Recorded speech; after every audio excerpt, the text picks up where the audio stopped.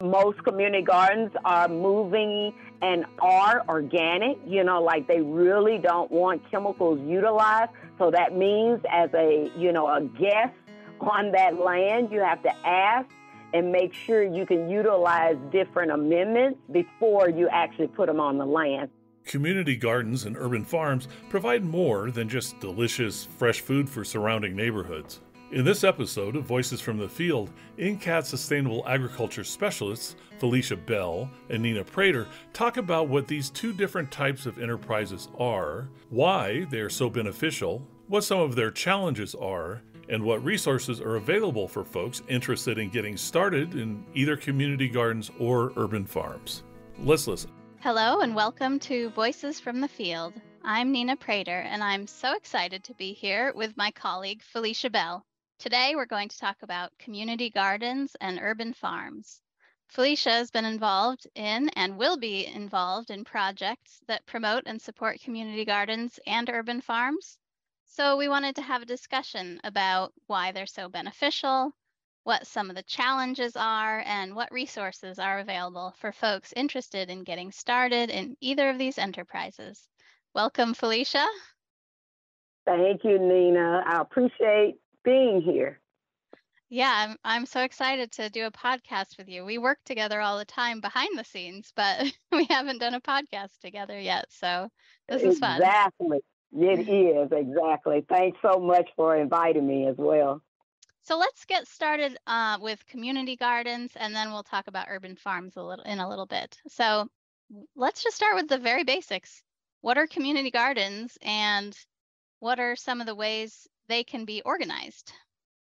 Okay, so I'm going to get assistance from study.com because I wanted a very, very good definition to explain it well. So I'm utilizing study.com, and their definition of community garden is a shared public space where people in the surrounding neighborhood share the work and harvest of maintaining a garden space for growing fruits, vegetables, flowers, and livestock, because we do have several community gardens that have small ruminants, smaller livestock, but they're there and they're providing a need for that community.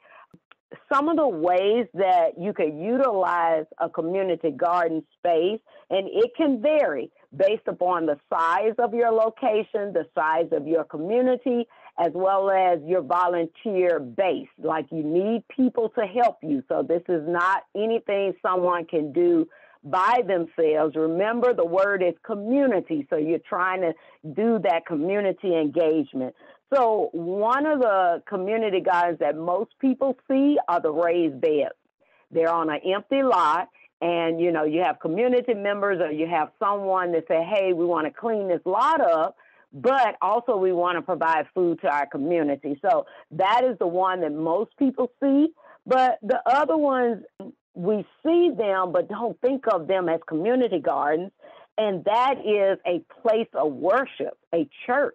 A lot of people don't see that and don't think of that as being a community garden when you do see it. And so like churches, when they grow food on their property, a lot of times that's privately owned, for as the church owned the land, but they have gardens there, and they are pretty large gardens because most churches, are on acreage. And so that particular food either goes into a soup kitchen / food bank, and also to the congregation. So a lot of times they're feeding the members of the church. And so that's a way that most people don't see it, but they're there. They are around, and we need more of them. So I'm putting a plug in that. We need more of those. The other opportunity and way that you can see a community garden is the raised beds in an urban setting, but they're rented plots. So it's not necessarily an individual or community over it. It's like the whole, a group of people over it. It usually is the community. So it'd be, like either a volunteer base, or people have voted people in to kind of make sure it's maintained and that kind of stuff. But it's usually a contract. Like, you're signing something to say, I'm purchasing or leasing this particular plot rather, and it's for X amount of months or years, and this is my rules and regulations of how to maintain that plot. And then lastly, a privately owned land that's usually behind a house, and they distribute the food to the neighbors in exchange for volunteer labor. So that's a few, and it's probably many, many more, Nina, but those are the ones that I can think of. Yeah, that's great. That's a good variety. You know, there's so many different ways and communities can come together to grow food. And I'm glad you shared the church example. It made me think school gardens are kind of a community garden too, although they're not always open to the public. If it's on school grounds, it might be more on an occasional basis that the public is invited there. But yeah, there's a lot of different ways communities can come together around gardens. Yes, So it is. really people can get creative and figure out what works in their neighborhood. Yes, and that is really the basis for community gardens, because the common element is more than, a family, one family or a household, and they are contributing to the work, but then they're getting the produce benefit. So that's the common element of all of these varieties of ways of doing it. But they're there, and you just decide on the best method and way you want to set your community garden up. Mhm. Mhm. So are there any like common rules or expectations or that kind of thing around managing or being a part of a community garden that you've seen? Yes, so one is taking it seriously. Sometimes you have people that come there, and because it's a community garden, they look at it and they're, oh, this is too small, and they really don't take it seriously. But we know, and so many people that do garden know, that small plots can produce a lot of food. So Yeah. one of the things is just take it seriously. If you're going to come there and volunteer, be mindful where you're stepping and how you're working there, which I'll talk about briefly coming up right now. So that is really taking it seriously. Other is thinking about, the rental. So if you come there, you possibly can rent a plot. So think along those lines of things that you can do at a community garden versus it just possibly being open to the public. You have an area for that, but a lot of community gardens have private areas where those are the rental plots. One of the dues you have to have and make sure people are doing is maintaining these plots and maintaining that garden, because if you live, in the South, grass grow rapidly. As you're cutting it, it's growing. And Yeah. so you have to maintain it, because that can really, really start making it look bad if it's unattended.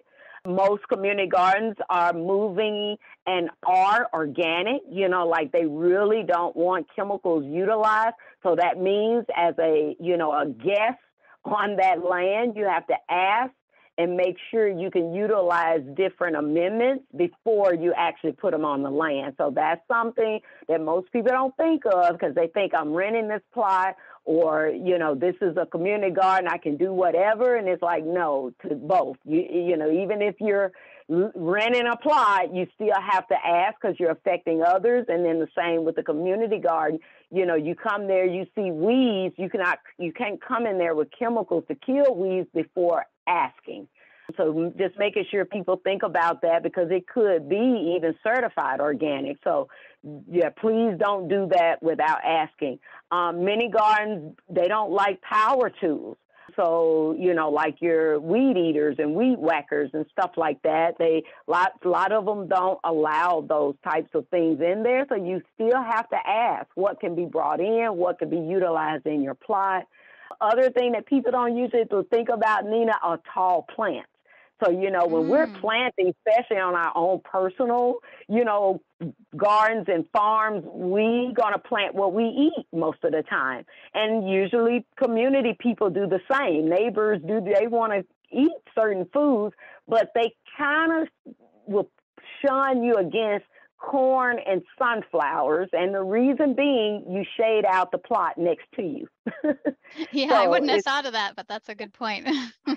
Yeah, it's it's minor, but it's major to someone that food won't grow and stuff. Yeah. So you got to think about that, and if you want to grow that, then you need to get a plot that's on the outside.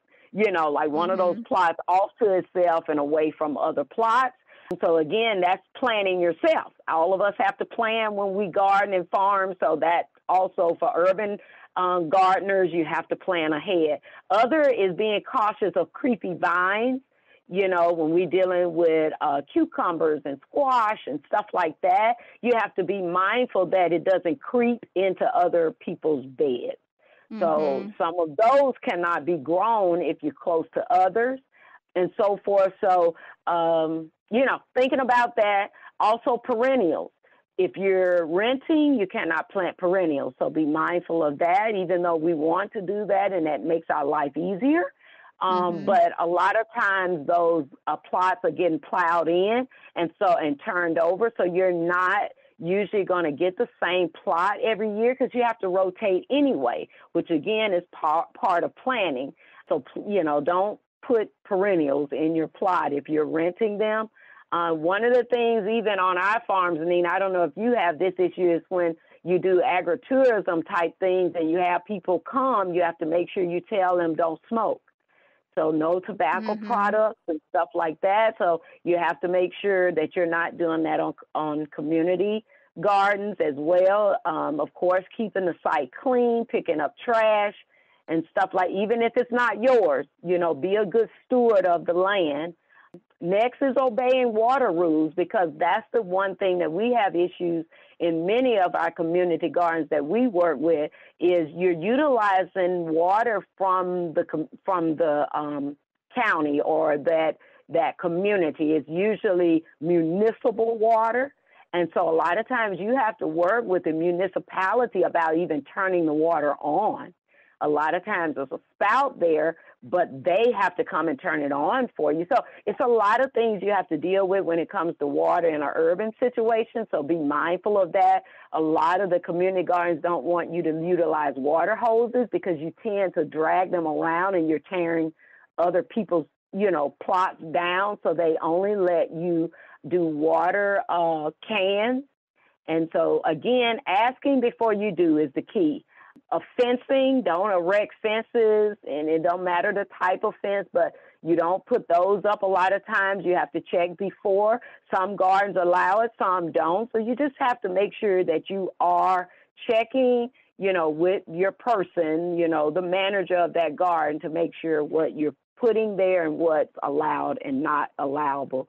Again, pets, children, trampling, that's the key. You don't want children or pets trampling on other people's plots. So sometimes, not saying children cannot be there, but you just got to keep an eye on them. And same with pets, it's probably best to leave pets at home when you're there working in the garden, unless it's a safety issue or a medical issue that pet have to be there, but still making sure that you're keeping an eye on them. And then for safety reasons, a lot of times it's best to work your plot and work the garden in the daytime. So, that's some. And then always last, you got to help clean up the plots and the garden at the end of the season. So, you don't just harvest your stuff and run off. And so making sure that you're there at the end of the season to help clean up and, even mulch. Some community garden managers mulch basically overwintering it so it don't really get out of hand and look bad. So just being there and keeping in touch with the manager or whomever is over it to make sure you're doing what's right. So that's a lot, but that's what I've noticed have come up and sad to say I've had some issues with. Mhm. Yeah, that's really interesting. A lot of those I would have thought of, but some of them I wouldn't have thought of. And I think the common theme around all of those is really be a good community member, be a good neighbor, be respectful that this is a shared space and that maybe you need to make a few compromises, but it'll help everybody succeed if everyone does that together. Hmm. So that's Exactly. yeah, thank you for going over some of those like they might sound like sort of small details, but they really are the things that make these projects successful or not successful. So, Mm-hmm.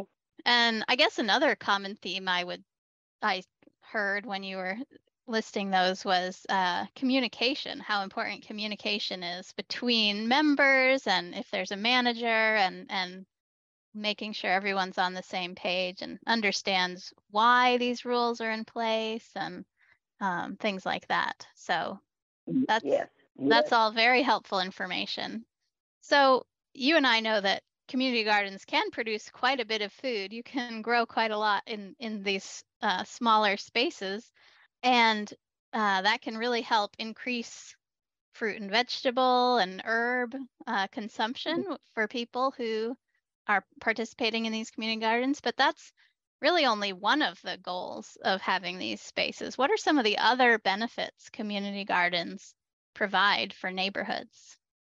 Yeah, so one is just what you said for is the sense of community among neighbors, bringing people together, because you're out there, you're talking, you're working, and so you collaborate more, you're learning your neighbors, because we don't do that anymore. So, this is a space that you come and just the camaraderie, because it's like-minded people because they're there. So that sense of community, you're creating opportunities to provide healthy food, so based upon the rules of the garden and how they manage the food, those plots, you're providing, local, and that's even, I think it's called hyper local when it's, 2 blocks away, it's so close to you that you can get those healthy food options in your neighborhood. And also we have to think about food scarcity.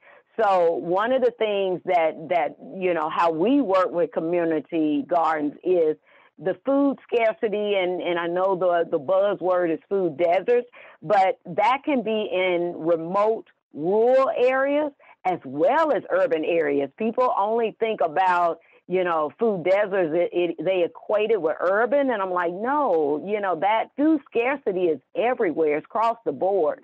And so, having a community garden really assists people that don't either have a grocery store in their area, and that can be urban or rural, and then the remoteness, like if you live a long way away from a near city or town, if you got to drive an hour to a grocery store, that's not feasible, and so forth. And then also thinking about our elderly as well as our medical, issues that people have that they may not can drive and that kind of stuff. So we always want to think about community gardens can assist with that as well. Other thing is mental and intellectual stimulation. So like when you're out there, you're talking. And so this helps with elderly people that sometimes are a lot of times confined to their homes and during the day because either their children or grandchildren are working, and so they're usually inside all day until they come in. But if you have a community garden where people could come and, walk you to the community garden and that kind of stuff, so it helps with, mental stimulation as well as intellectual, because you're going to be sharing things, how you grew up. And most people have farm, regardless of where you live. A lot of people have done that either with their grandparents or have actually done it. So that is also a plus. And then we can't forget the exercise, Nina, the exercise and the good vitamin D.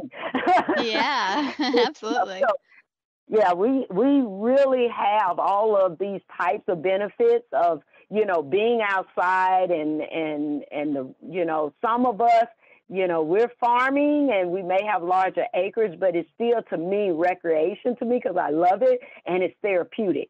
So, I look at it like that is many, many benefits to it.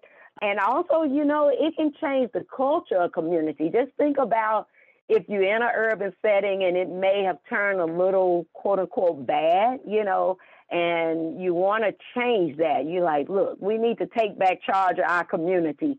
You can really, a community garden can change the culture of a area and a community, because now people are outside during the daytime and they're, not having sometimes the bad elements there because everybody is outside now, and the camaraderie in the community is walking around. So your bad elements tend to move on. And so it can really help having a community garden with changing the culture there. And then last is self-sustainability. You're creating that with a community garden and on many aspects, not just food, but, our elderly having a place to go and helping with that mental stimulation. So it's a lot of benefits. And of course, that's scratching the surface. There's many, many more.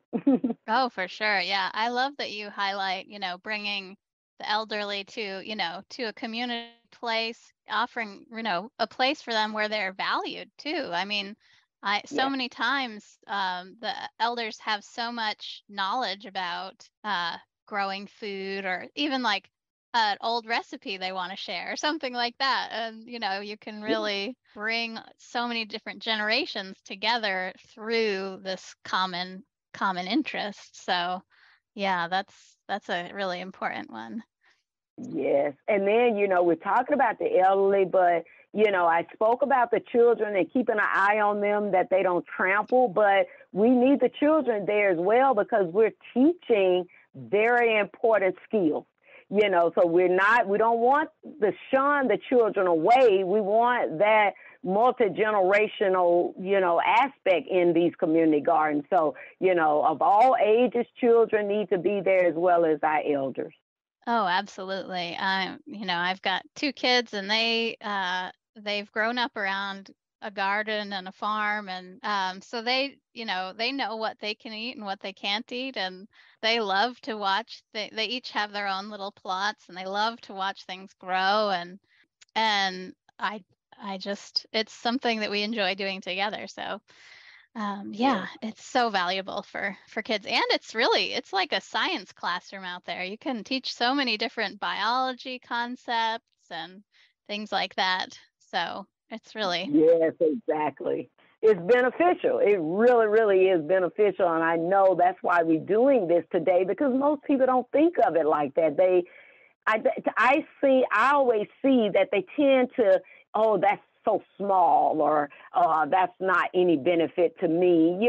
That's what I see, and I know that's a small gamut of the United States as a whole. But I know if that's here in the South, that same sentiment is in other places. So don't look at it as a small thing. It's like, no, it can produce food, but it's also a community gathering space. And then we're teaching our children the social skills and that multi-generational aspect as well. So it's so much more beneficial having a community garden. And like I said, most of them we see are in urban areas, but you can have a community garden anywhere. Mm-hmm. Yeah, definitely. So I know you've seen a lot of different community gardens through your work. Can you share one example of one that you've seen that works really well? Can I do more than one? Sure. Go ahead.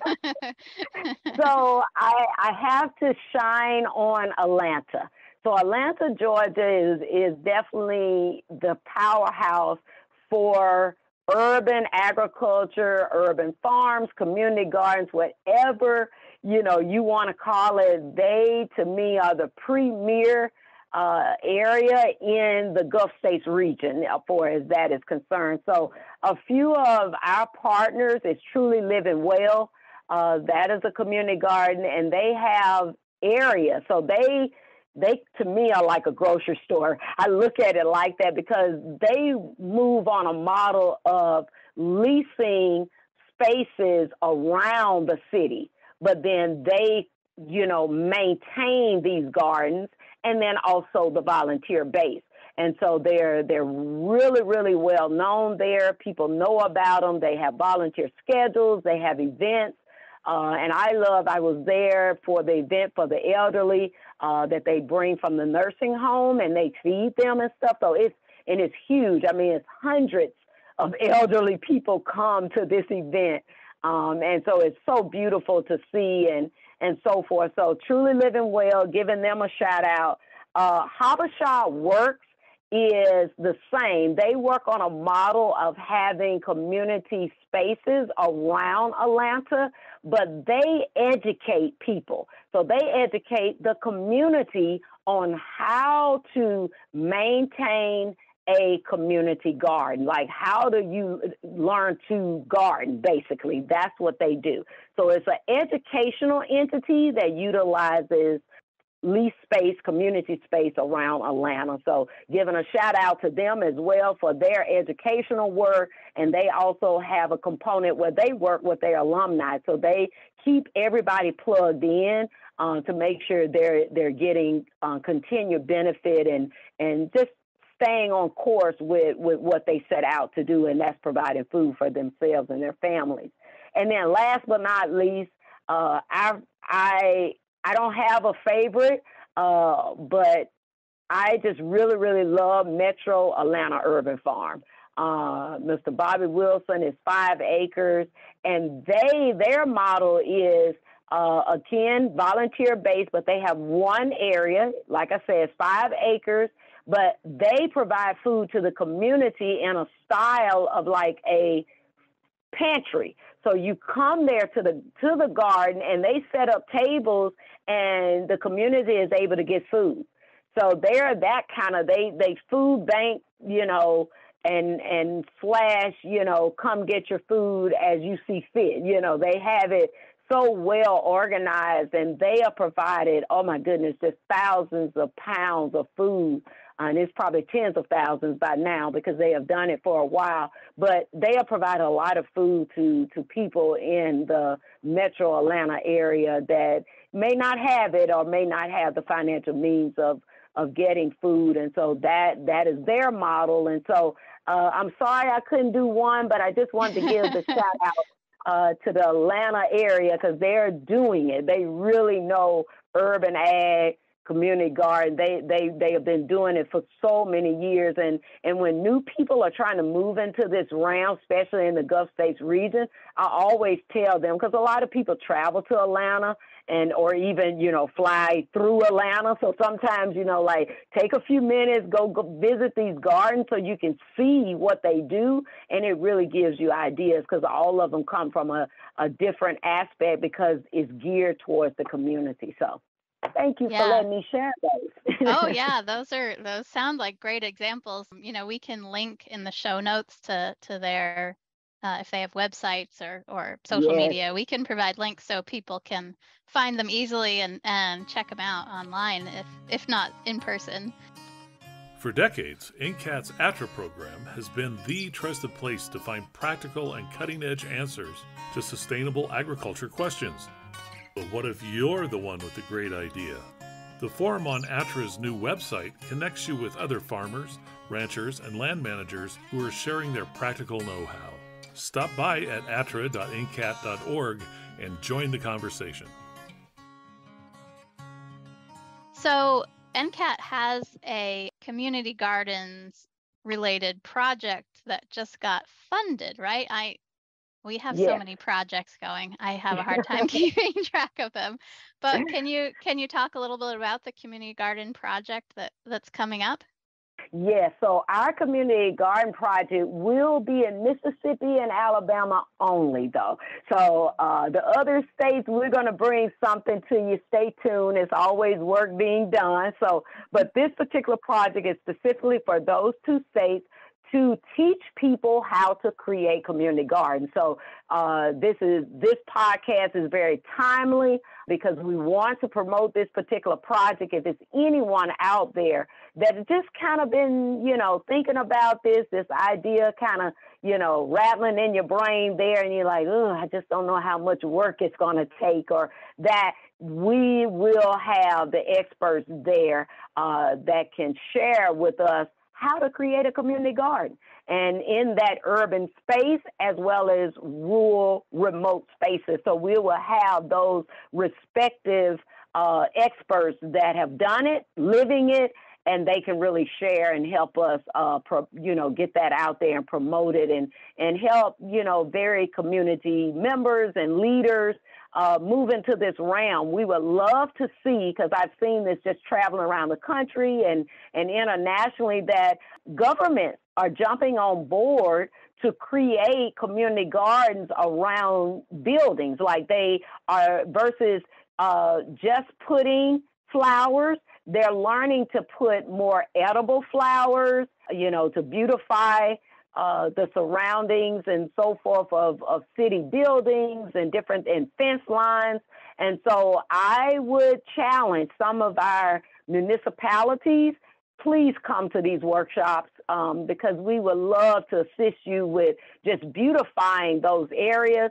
In Mississippi, we have a gym here that we have an actual entity that helps with that, to help beautify that. And so it is Urban Tree Council, but they help with getting those flower seeds and bulbs to you to beautify your area and those buildings and the fence lines and, whatever the government want to just beautify.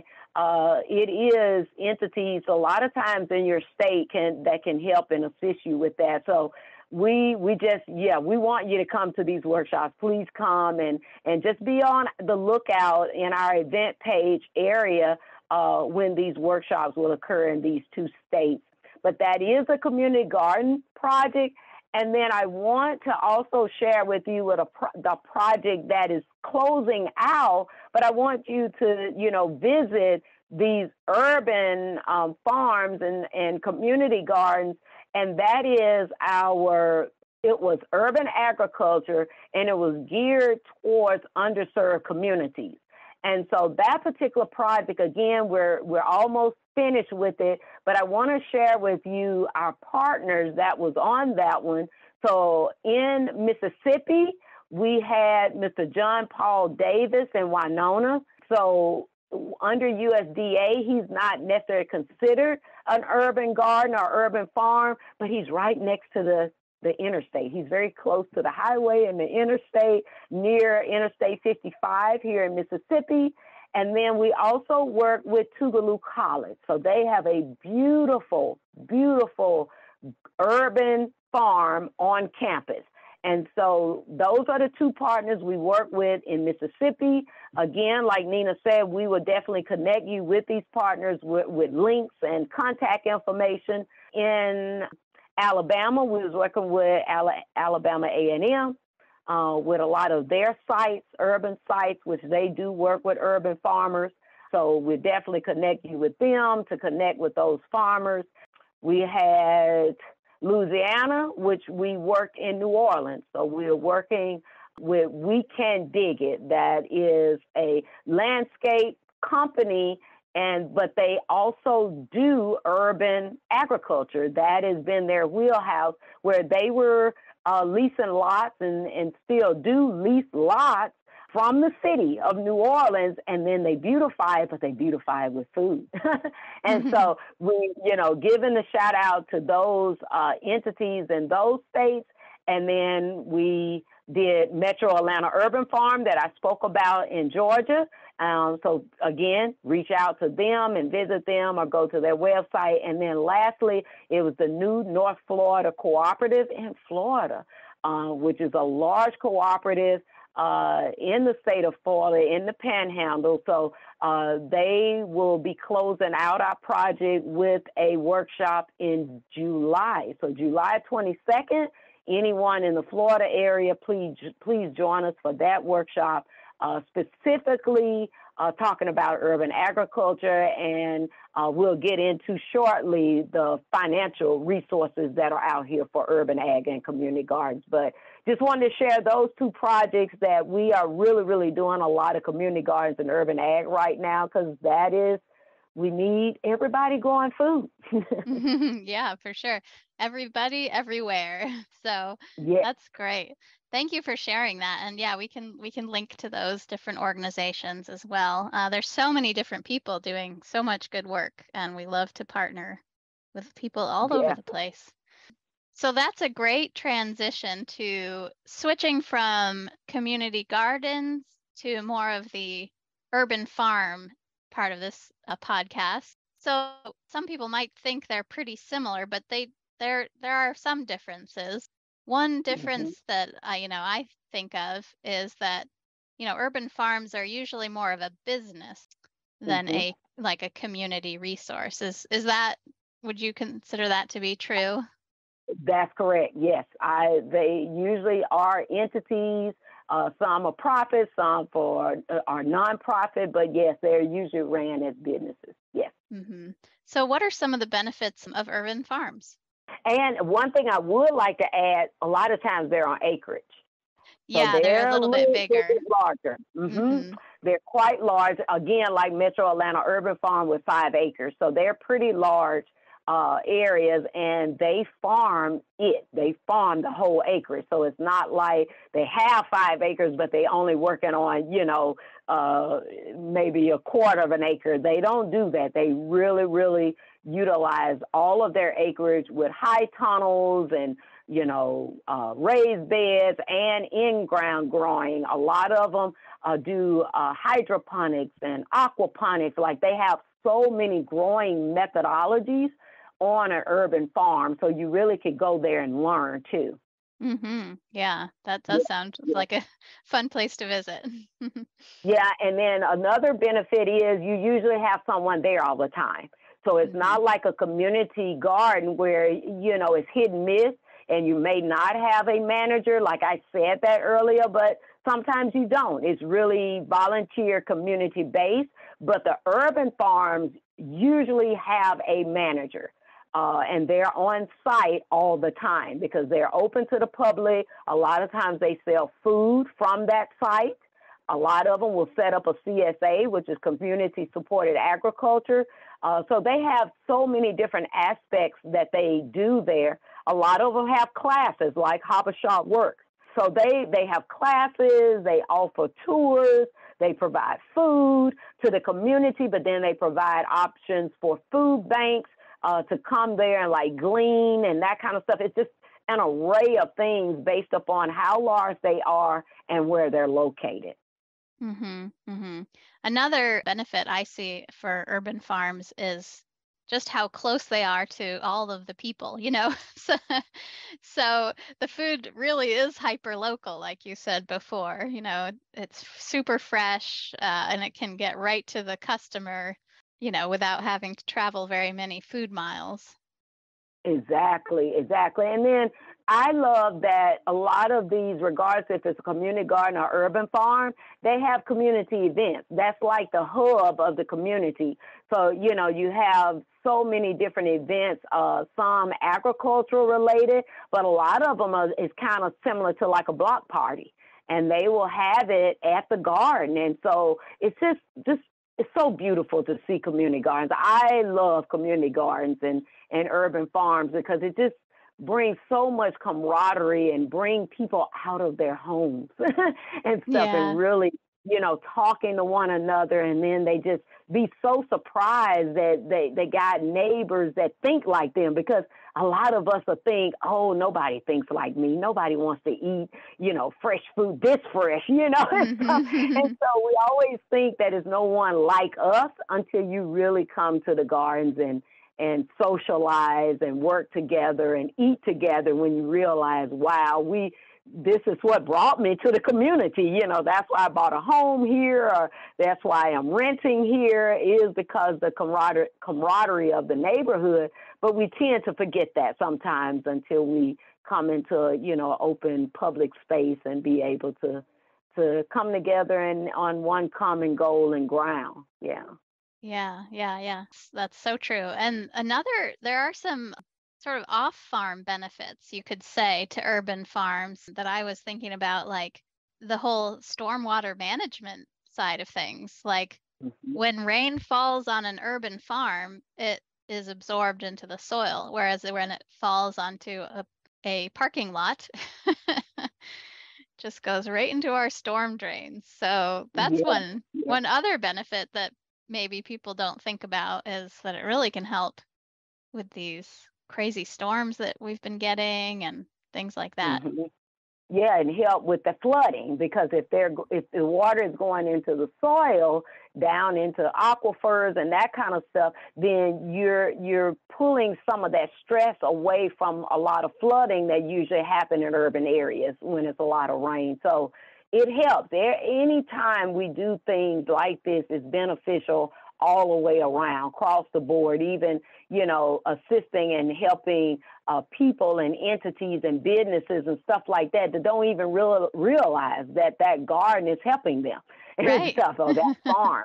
And one of the things I wanted to share that I always just love to see, it is a picture floating around, and it is in Europe, but they come together as a community, and each backyard grows something different.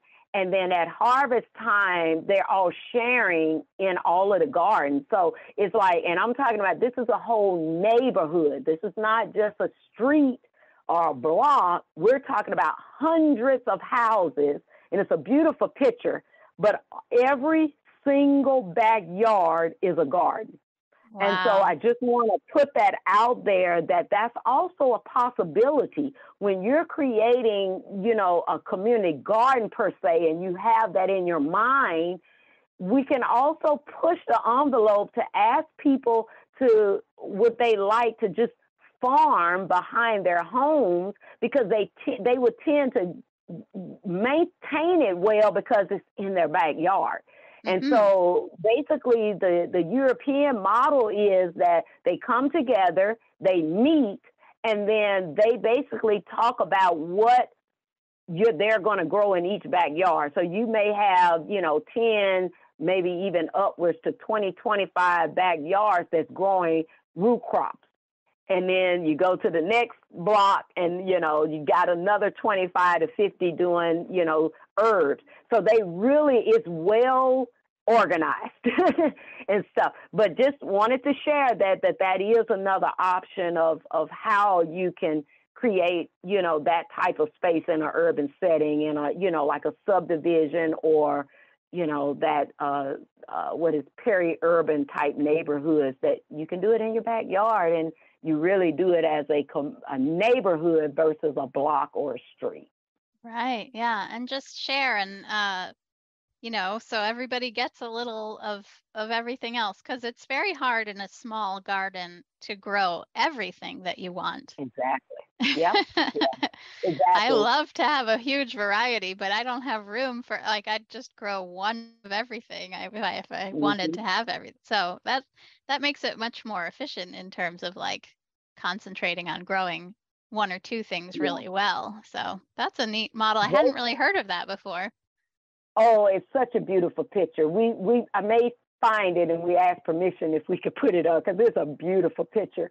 But you basically 10Xing a community garden. You know what I'm saying? It's like, when you do that type of model, it's just so beneficial, because definitely, like I said, that sense of community, but they basically created their own farmers market, but it's just for the community, and so it really just you have 10X it into bulk growing, bulk harvesting. You're thinking along those lines. But like I said, it's being done, and it can be done many other places. Yeah. They've proven that it works, so you can make it work elsewhere. Definitely. So what are some common challenges that urban farmers face? The spraying. When you're in municipalities, they're spraying for weeds around fence lines. And like I said earlier, a lot of these farms/gardens want to be chemical free. And so they have those issues. They also have issues with water, because, again, municipalities getting that permission to utilize the water.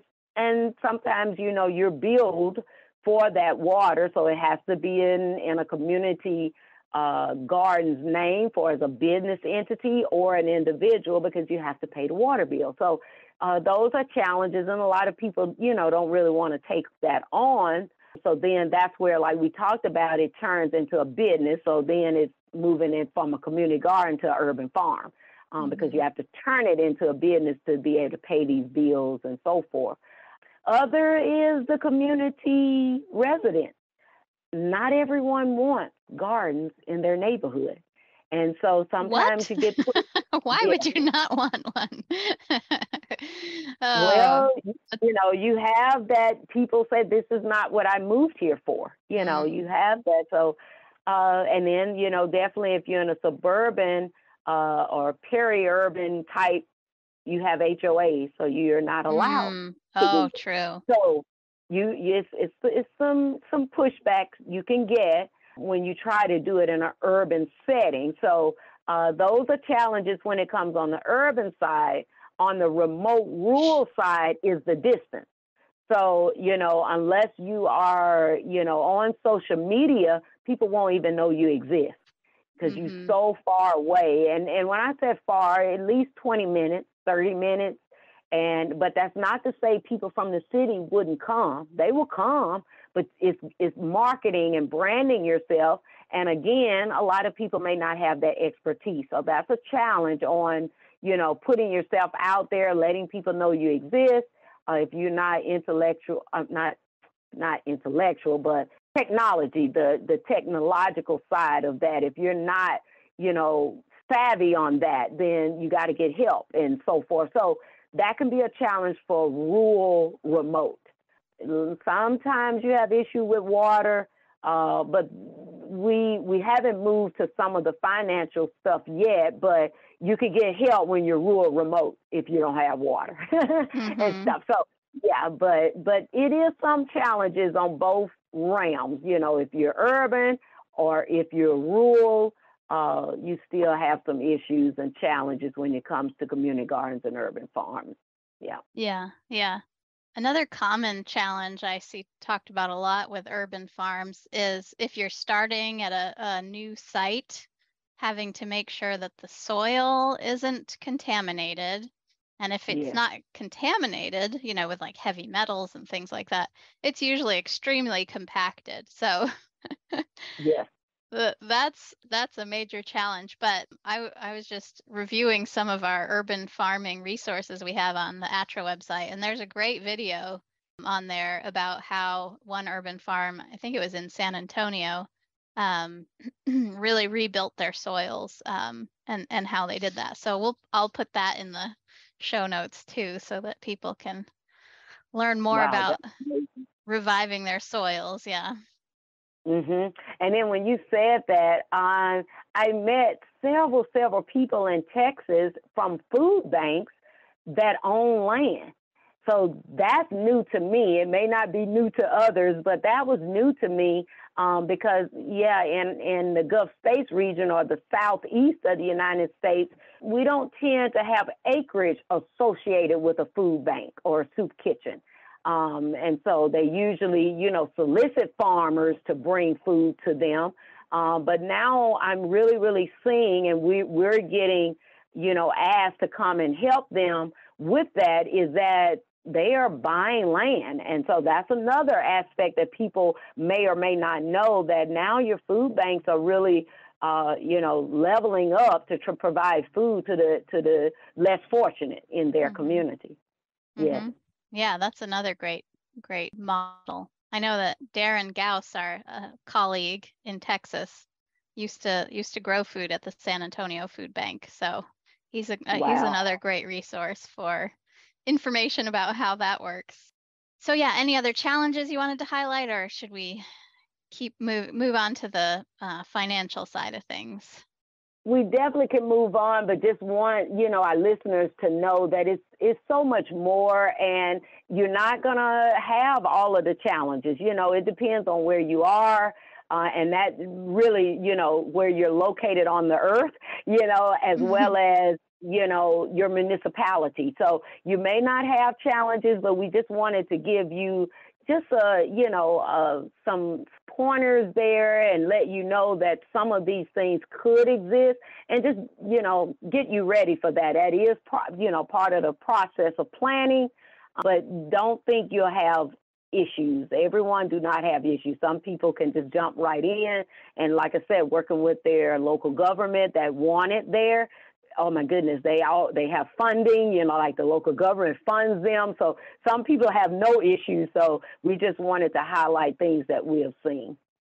Yeah. We don't want to discourage anybody, but it's always good to know like some of the common challenges, just in case it happens to you. So, like you referred to earlier, the NRCS, we had a project with them about urban farming, and that's the USDA's Natural Resources Conservation Service. And they have recently expanded their scope of work to include urban farmers. Previously, they only worked with rural farmers. So what kinds of support do they offer now for urban farmers? Yeah, so within their wheelhouse, they have practices, that's what they're called, that could be utilized on your land. So want to make sure we stressing to people that in their name is conservation. So they're making sure that you're not having issues with your soil, your water, not having pollution type things going on your property. They're there and have the resources to assist you with any problem that arise that's around conservation only. So we want to make sure we're putting that disclaimer out there that is strictly about conservation, but what they're called are practices. And so right now, the Urban Ag Initiative, and it should be nationwide at this point, so you would just have to go into your local NRCS office, which is usually at a USDA service center, but you can get information on the Urban Ag Initiative. Right now, they're working really with the EQIP initiative, which have always been there for the rural farmers. And so these are things, again, we will put in the show notes that link to NRCS where you could just start looking at and studying, because you need to read it and understand it, what is offered under EQIP, what practices are offered under EQIP. And then the Urban Ag Initiative just adds just a little bit more assistance when it comes to urban and city dwellers, that you may get a little bit more assistance because of where you live and because you're in the city. For an example, and I have to give the disclaimer, this is not for every state, but some of those urban ag initiatives are assisting people with putting like little greenhouses / high tunnels, depending on how large you are, in urban areas. So for an example, Metro Atlanta urban farms have high tunnels. Those are large, unheated greenhouses. They're very large. And then on the smaller acreage or quarter acre, like you're on a backyard, some states are assisting with greenhouses. But again, I want to make sure our listeners know that it will vary from state to state.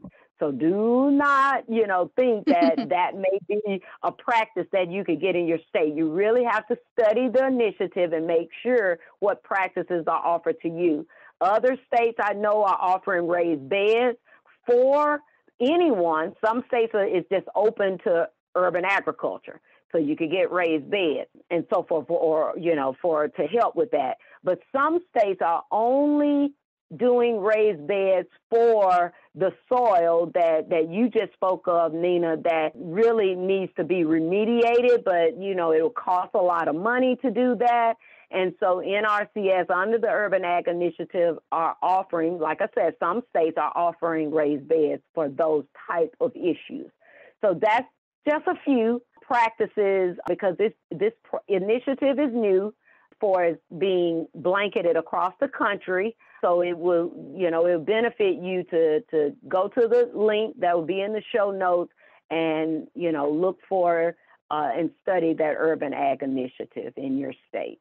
Great. Yeah, that we'll make sure to give that information. Really, it can be really state specific, and it's great just to go into your NRCS office and start a conversation with the conservationists there. They can help you understand the programs that they offer, but it can help you either with planning assistance or even some financial assistance to do these conservation practices. So it's a great program.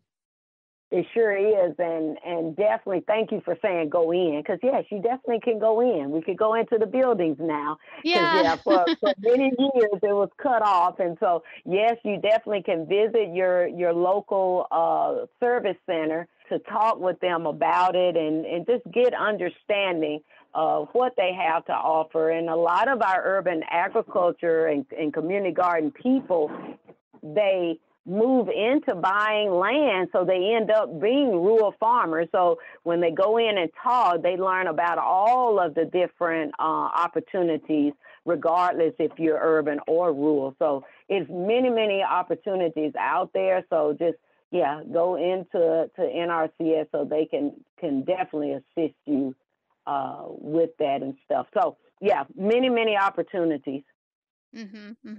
So do you have any final words of wisdom for our listeners about this topic, Felicia? I feel like we've covered so much and we've only skimmed the surface, but if you wanted to leave them with a parting thought, do you have anything you want to share?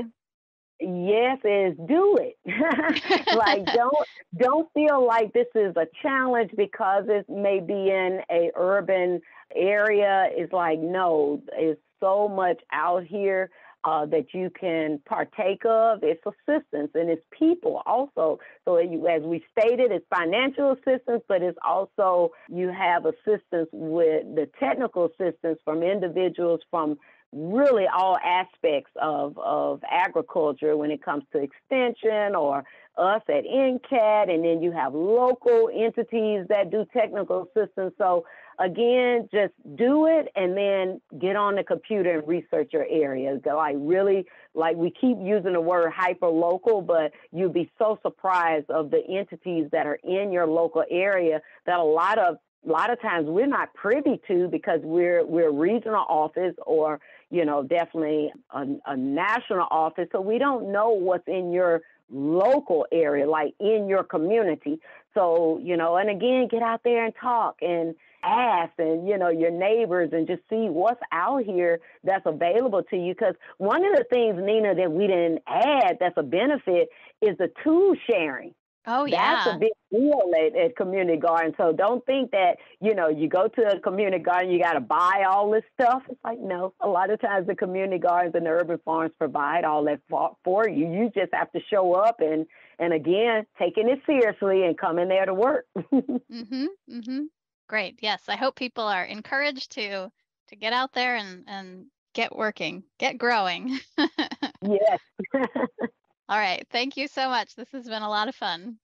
Thank you. Thanks for having me. And again, reach out to NCAT Ag Specialists if you need any help, anything that we have said on the podcast that you don't understand, because we tend to throw words out there and terminology that you may not have heard.